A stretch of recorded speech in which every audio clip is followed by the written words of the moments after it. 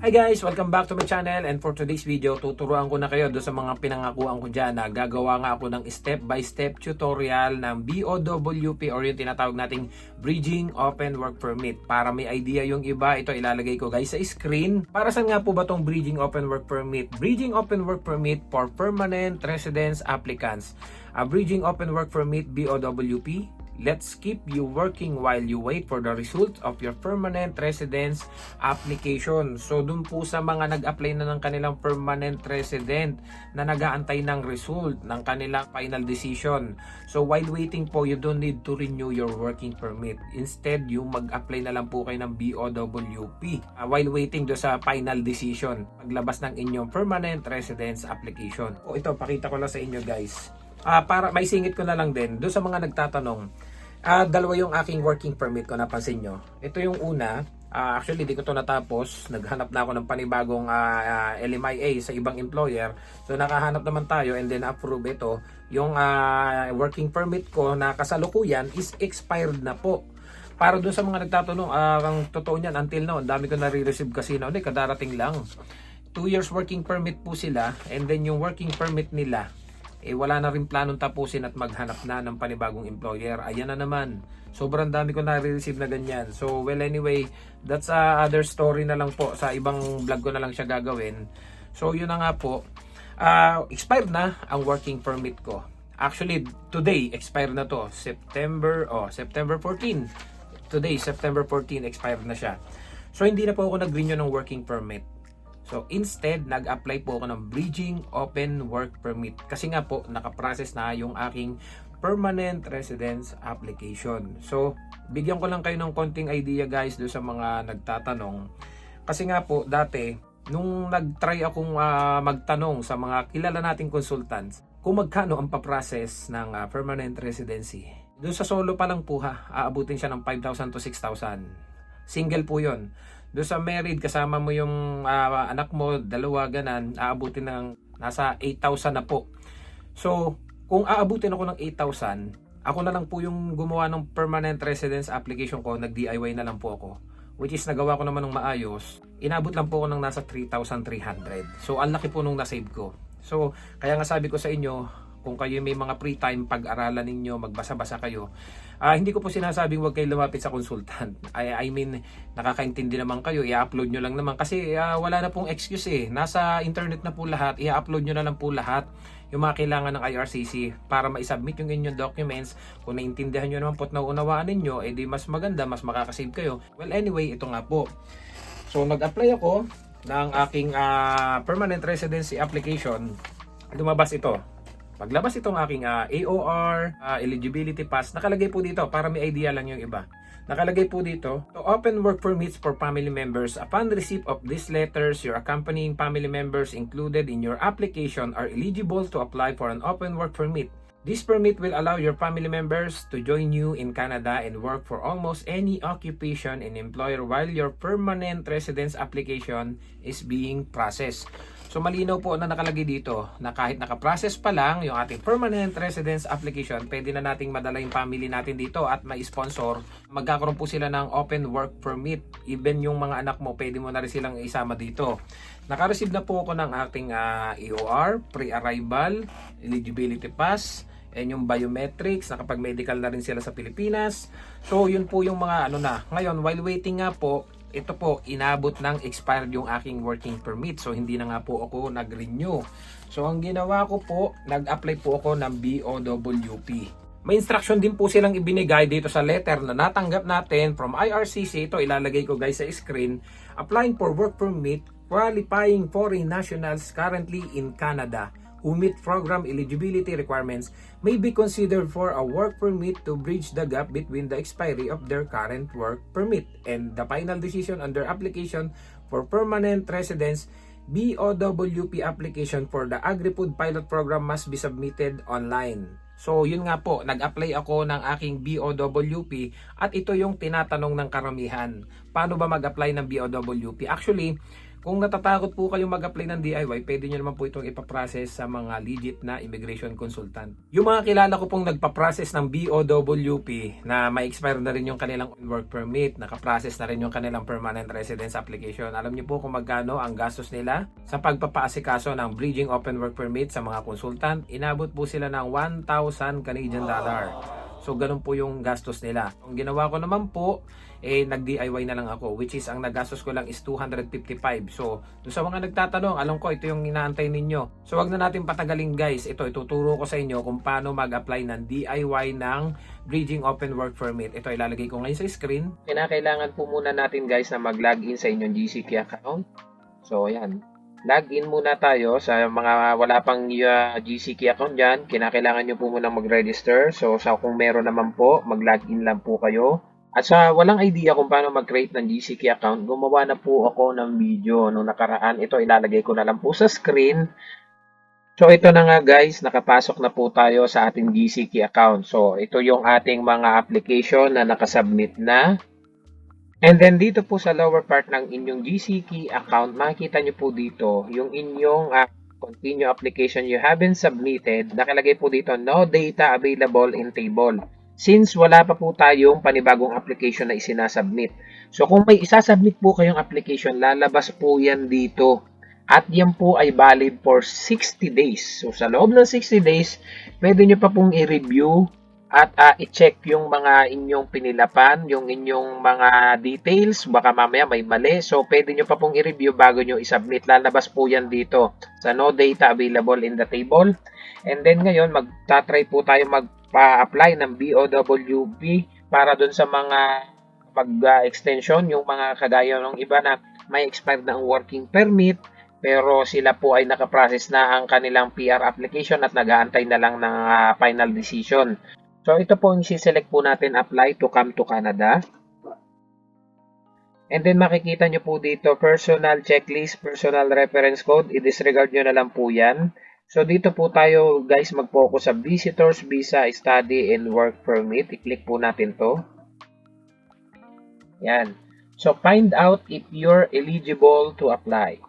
What would you like to do in Canada? So, since tayo po ay mag-a-apply ng extension sa BOWP or Bridging Open Work Permit, uulitin ko po, para po ito dun sa mga kababayan natin na nakaprocess na yung PR application and sa ngayon po ay nag-aantay na lang ng final decision. So, para hindi na po kayo magre-renew ng inyong work permit. So, ilalagay po natin dito, what would you like to do in Canada? So, i-click po natin tong work. How long are you planning to stay in Canada? So, hindi po natin dito po, maraming nako-confuse dito. Ang ikiniklik po nila dito is permanent. So, mali po ito, hindi po permanent kasi nga po nakaprocess na yung ating PR application. Yun po yung magiging way para maging permanent po tayo. So, ang kiklik lang po natin dito is yung temporarily more than 6 months. And then, the next questions po dito, nakalagay dito is select the code that matches the one on your passport. So, Philippines po ang i-click natin. I don't know why hindi nalabas yung mga choices dito, yung ibang options. So, ito po, i-click ko na lang po para lumabas po dito sa screen, Philippines.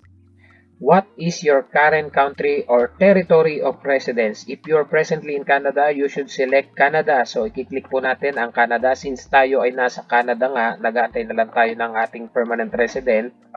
Do you have a family member who is Canadian citizen or permanent resident? So, kung wala po, so no.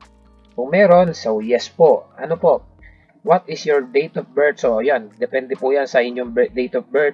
So, next lang po natin. Find out if you're eligible to apply.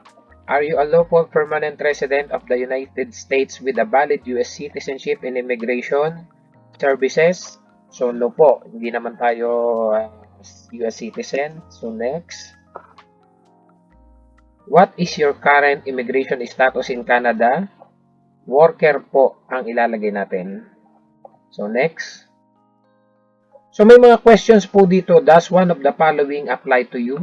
I am subject of removal order that is unenforceable. I applied to study or work permit before entering Canada which is approved but not issued or port of entry.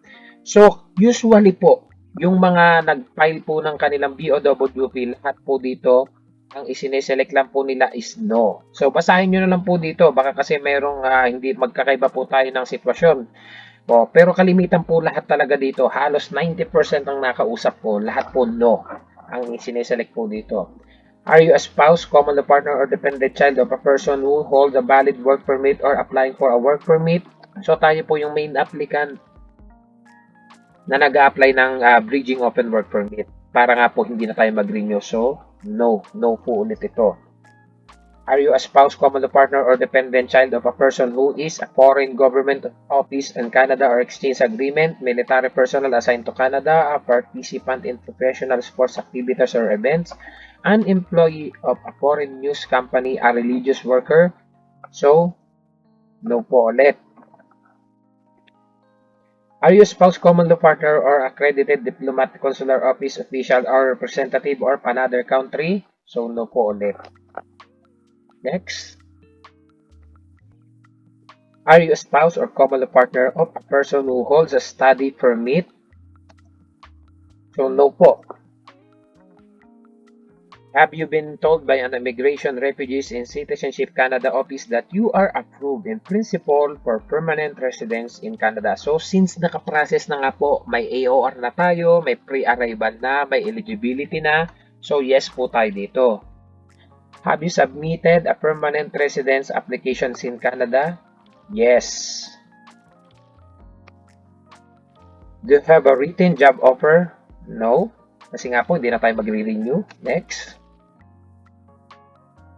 Does this situation apply to you? You have a valid employer's specific work permit and are being abused, or there's a risk of being abused in relation to your job in Canada? No. Next. What is your marital status? Kung married po, di married. Kung divorced or divorced. Kung widowed or never been married, single. So, depende po yan sa status ninyo.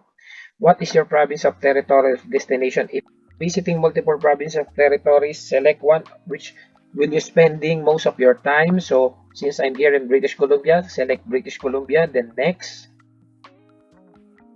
So, ito po, lalabas po yung ating result kung ano yung ating pwedeng i-apply. Base po yan doon sa ating mga pinilapan. So, your results, you can apply for a temporary resident visa. Ito po. Then, select continue. You can apply for a open work permit. So, click nyo lang po yan kung anong gusto nyo dyan sa dalawa. So, continue ko po dito sa open work permit. Since yung akin nga pong ina-apply is bridging open work permit para po tayo ma-extend at hindi na tayo mag-renew ng ating work permit while waiting sa ating process ng PR application. So, click po natin yung open work permit. Yan. You are almost there. Open work permit. Basahin nyo lang po ito. We are going to ask you a few more questions. Based on your answers, we will provide you with a personal checklist of all the documents you need to submit with your applications. Do not submit multiple applications for the same service in an effort to speed up your application. Doing this may result in both application being processed and delay the finalization of your application. We do not refund process applications. So, i-continue lang po ulit natin. Ito po, may mga few questions po ulit sila. Are you accompanying a family member who has status in Canada? So, no po, kasi nandito nga po tayo sa loob ng Canada. No. So, next again. When does your status in Canada expire? Select nyo po dito kung kailan po may expire yung inyong status. Kung ilang months na lang, isi-select nyo po dito. Yan. Then, next ulit. Have you had a medical exam performed by IRCC authorized panel physician within the last 12 months? So, kung nagpa-medical na po kayo within the last 12 months, yes kung yes, no kung no. Yun lang po yun. So, ako, no pa. Next. Ito po, nakalagay dito. A medical exam is needed before you submit your application for foreign national who want to stay in Canada for more than 6 months and have lived in more designated countries or territories for more than 6 months in the past year. So, marami po nako-confuse dito.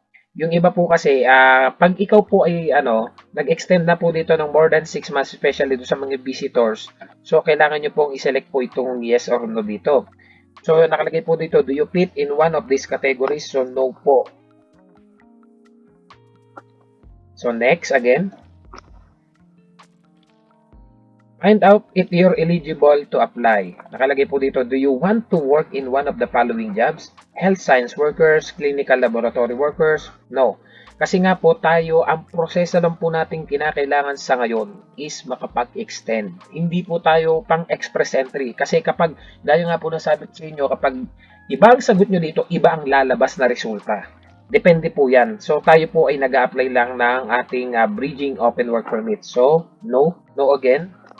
Next.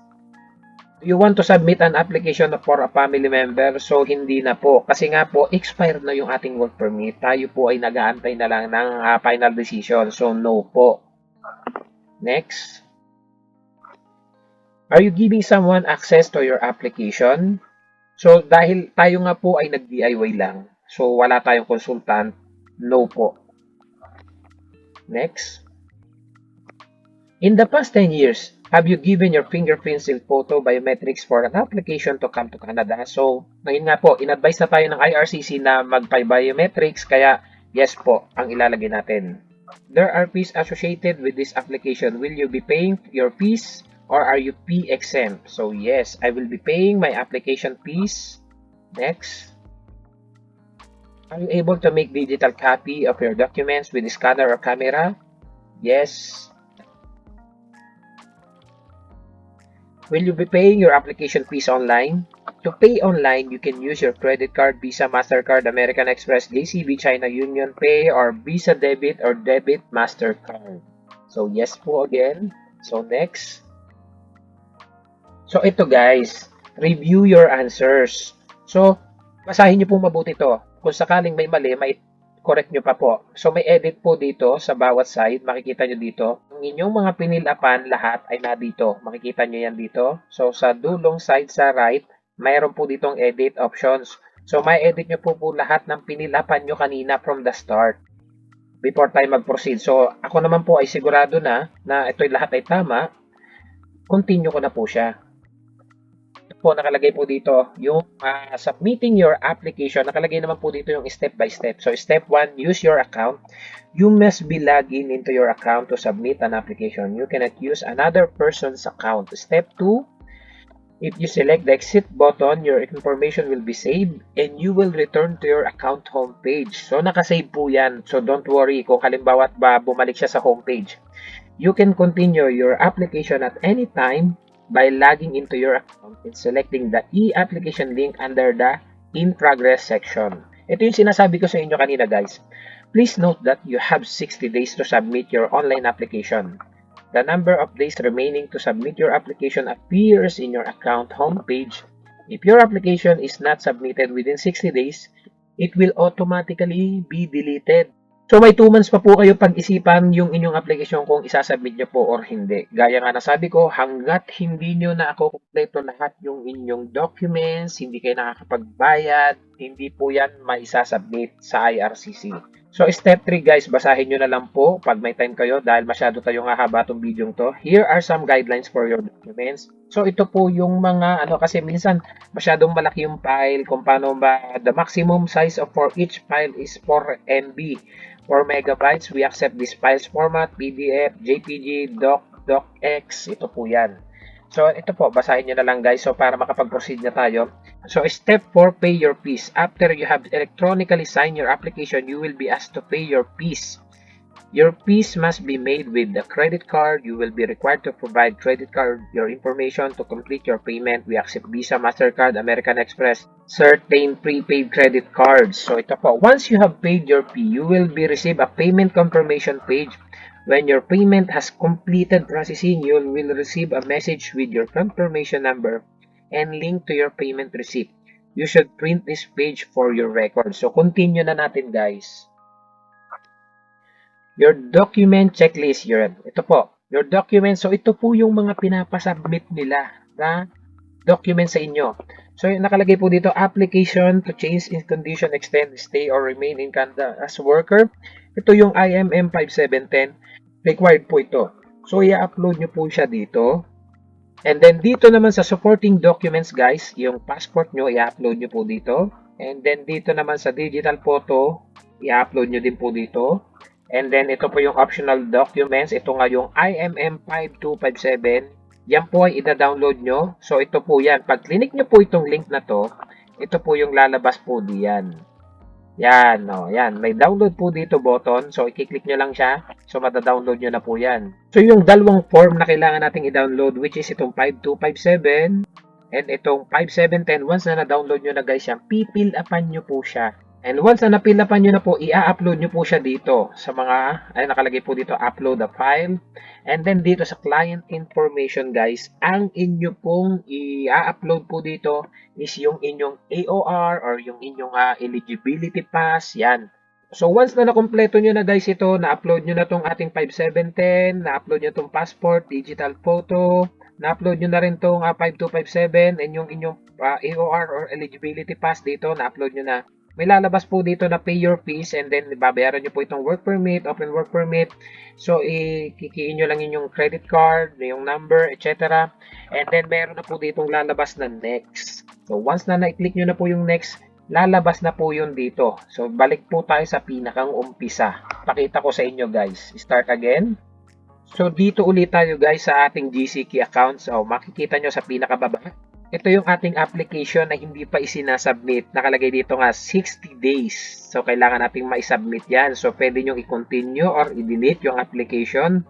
Yan po yun. So, hanggat hindi nyo na-upload yung inyong mga documents, hindi nyo nababayaran, hindi nyo siya mai-continue para nakalagay po diyan kapag ito yung nabayaran nyo, documents submitted, application submitted.